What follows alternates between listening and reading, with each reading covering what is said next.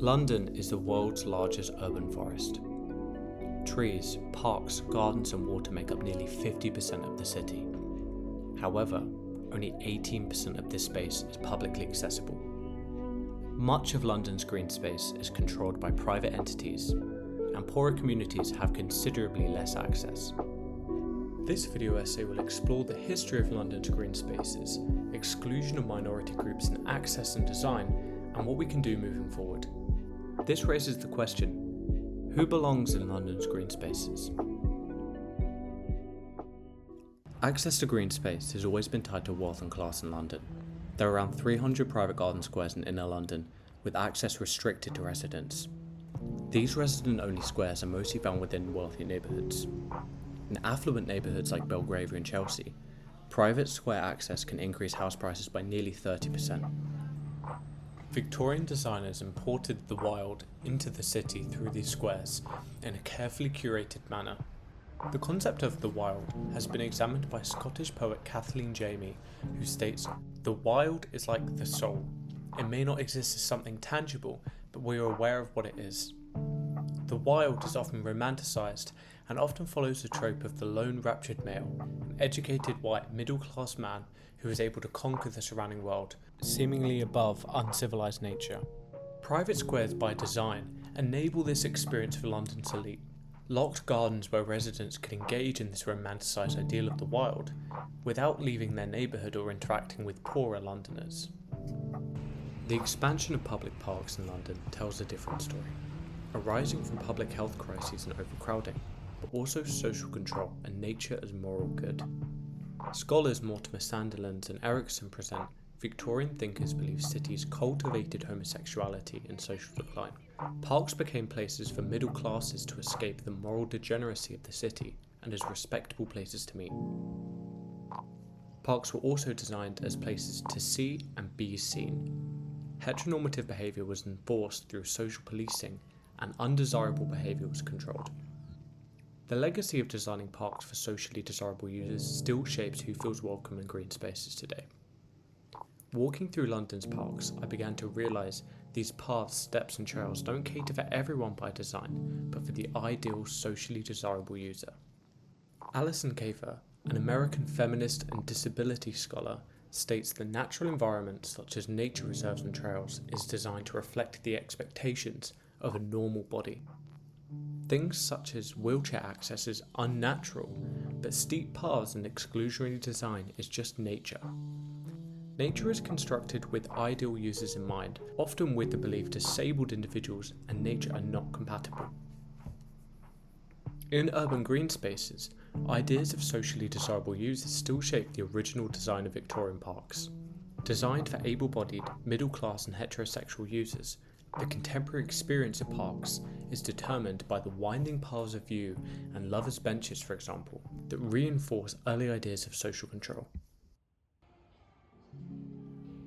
A new trend of exclusionary public space is emerging in London.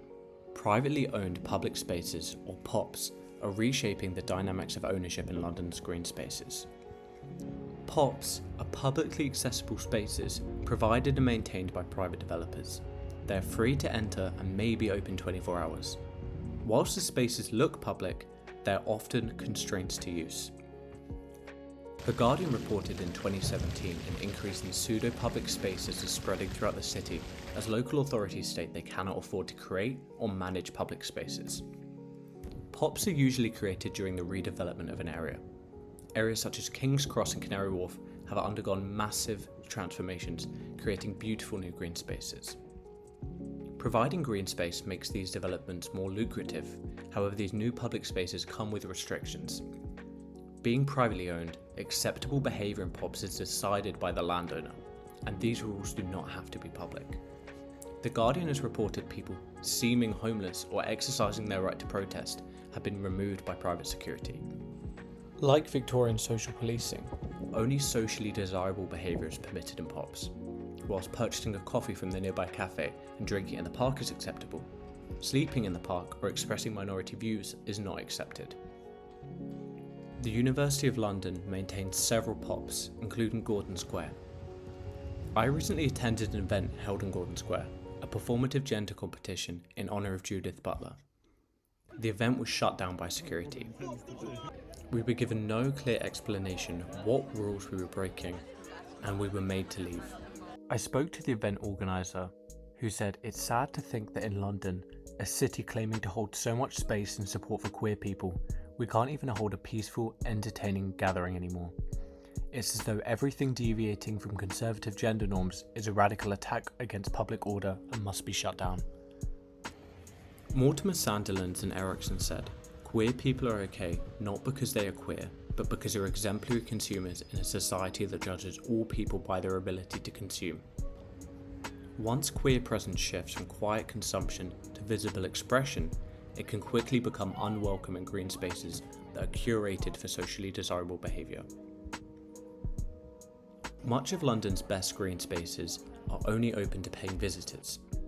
Kew Gardens, the largest botanical garden in the UK, charges £30 for standard entry at the gate. Kew Gardens' outreach strategy revealed, even after introducing subsidised tickets for people on benefits from £2, 93% of visitors were from middle-class social groups. Even though minority ethnic groups are twice as likely as white people to live in areas with poor green spaces, Kew receives proportionally less minority visitors. Whilst engaging in outreach projects, these high-quality green spaces remain socially stratified and culturally exclusionary of many minority groups. When I visited Kew for the first time as a university student, it's clear it's an extremely white middle-class dominated space. Speaking with my classmates, we noticed, while Kew is a garden with strong colonial history, this part is often underplayed to make the gardens more palatable to their predominant audience, who see plants and culture from around the world displayed in Kew, but a lack of recognition for colonial activities and violence that brought the gardens into existence. Both the entrance price and the social atmosphere create quiet signals of who these gardens are really for historically and now. Only half of Londoners live within 400 metres of their nearest formally designated open space. Access to green space correlates to a lower rate of childhood poverty. Socially deprived groups are more likely to benefit from the quality of life and well-being effects of green space. However, these groups are less likely to have access to high-quality green spaces. A study from Cook et al. Found that to improve access to local green spaces for minority groups, improving the quality, safety and visual appeal is key.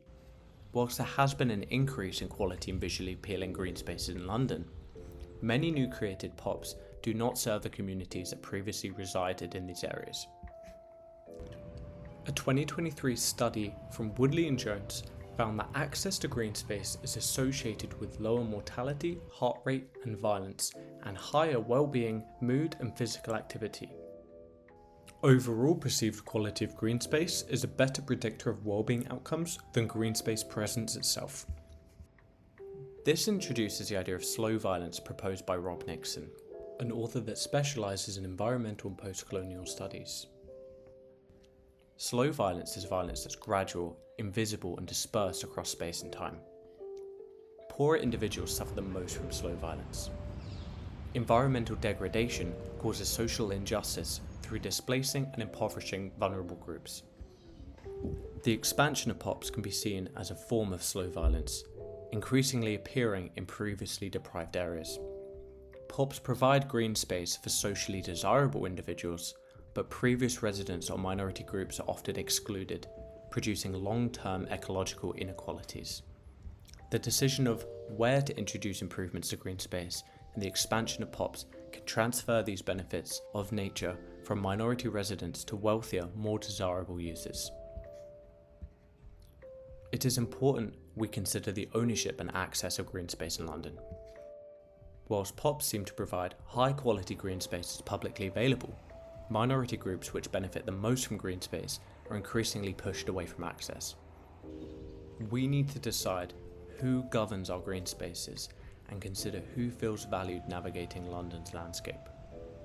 This small park, managed by a local residents association since 2005, was granted a maintenance contract from the local council.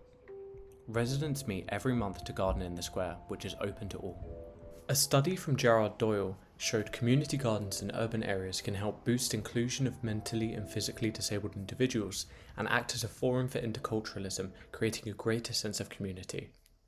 This shows us systems of reclaiming social ownership are there and do work. Doyle emphasises the importance of local authorities in creating frameworks and supporting community groups in developing community gardens. This has influenced the way I perceive and exist within green spaces in London. Whilst POPs are not provided for our benefit as residents and visitors, we need to reclaim ownership of our green spaces and ensure all feel valued.